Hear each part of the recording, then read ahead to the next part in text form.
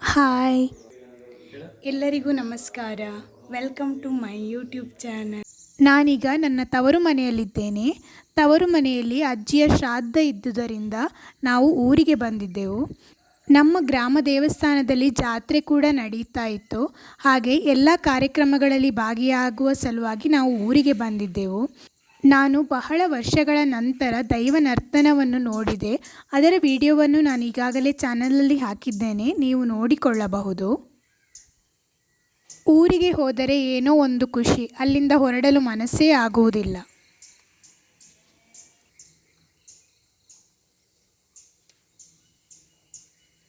ಬೆಳಗ್ಗೆ ತಿಂಡಿಗೆ ಸಜ್ಜಿಗೆ ಅವಲಕ್ಕಿ, ಅಪರ ಕ್ರಿಯೆಗಳಿಗೆ ಬೆಳಗಿನ ತಿಂಡಿಗೆ ಅಕ್ಕಿಯಿಂದ ಮಾಡಿದಂತಹ ತಿಂಡಿ ತಿನಿಸುಗಳನ್ನು ಉಪಯೋಗಿಸುವುದಿಲ್ಲ.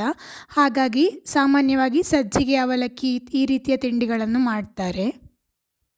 ಮಧ್ಯಾಹ್ನದ ಊಟಕ್ಕೆ ತಯಾರಿ ನಡೀತಾ ಇದೆ.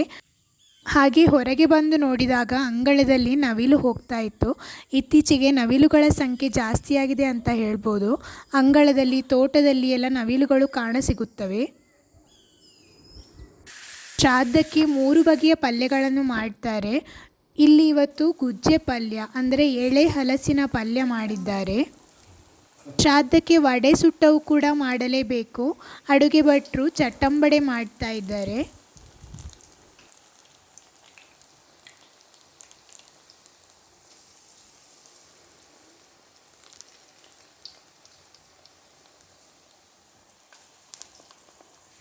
ಹೆಸರು ಬೇಳೆ ಪಾಯಸ, ಕುಂಬಳಕಾಯಿ ಮೇಲಾರ, ಕ್ರಿಸ್ಪಿಯಾದಂತಹ ಚಟ್ಟಂಬಡೆ. ಮನೆಯಲ್ಲಿ ಶ್ರಾದ್ದ ಇದೆ ಅಂತ ಅಂದರೆ ಆಯಿತು, ವಡೆ ಸುಟ್ಟವು, ಸಿಹಿ ತಿನಿಸು ಎಲ್ಲ ತಿನ್ನಲು ಸಿಗುತ್ತದೆ. ಶ್ರಾದ್ದ ಮುಗಿಸಿ ಸಂಜೆ ನಾವು ನಮ್ಮ ಮನೆಗೆ ಹೋದೆವು. ಮರುದಿನ ಬೆಳಗ್ಗೆ ತಿಂಡಿಗೆ ಅತ್ತೆ ಉದ್ದಿನ ದೋಸೆ ಮಾಡಿದ್ದರು. ತುಂಬ ಕ್ರಿಸ್ಪಿಯಾಗಿ ಚೆನ್ನಾಗಿತ್ತು.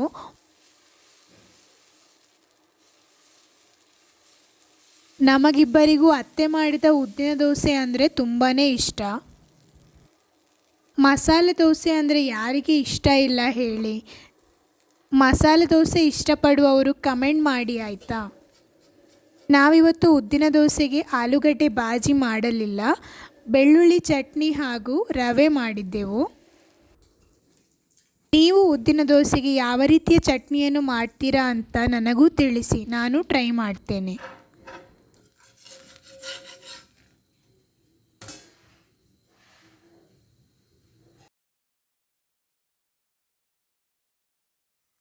ತಿಂಡಿ ಮುಗಿಸಿ ಹಾಗೆ ತೋಟದ ಬದಿ ಬಂದೆ. ಅತ್ತೆ ಹೇಳ್ತಾ ಇದ್ರು ತೋಟದ ಬದಿಯಲ್ಲಿ ಒಂದು ಸುಂದರವಾದಂತಹ ಹೂವಾಗಿದೆ ಅಂತ.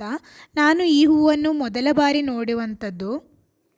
ಎಷ್ಟು ಸುಂದರವಾಗಿತ್ತು ಅಂದರೆ ನನಗೆ ಹೇಳಲು ಅಸಾಧ್ಯ, ಅಷ್ಟು ಅದ್ಭುತವಾಗಿತ್ತು ಈ ಹೂವು. ನೀವು ನೋಡಿ. ಈ ಹೂವಿನ ಹೆಸರೇನೆಂದು ನಿಮ್ಮಲ್ಲಿ ಯಾರಿಗಾದರೂ ತಿಳಿದಿದ್ದರೆ ಕಮೆಂಟ್ ಮಾಡಿ ತಿಳಿಸಿ. ನಾನಂತೂ ಮೂಕ ವಿಸ್ಮಿತಳಾದೆ ಇದನ್ನು ನೋಡಿ.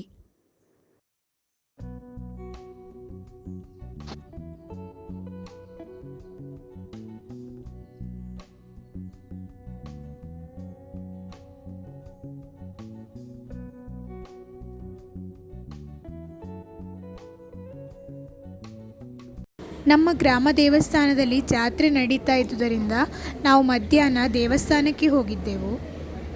ದೇವಸ್ಥಾನದಲ್ಲಿ ನಡೆದ ದೈವ ನರ್ತನದ ಸಂಪೂರ್ಣ ವಿಡಿಯೋವನ್ನು ನಾನು ಈಗಾಗಲೇ ಹಾಕಿದ್ದೇನೆ, ನೀವು ನೋಡಿರಬಹುದು.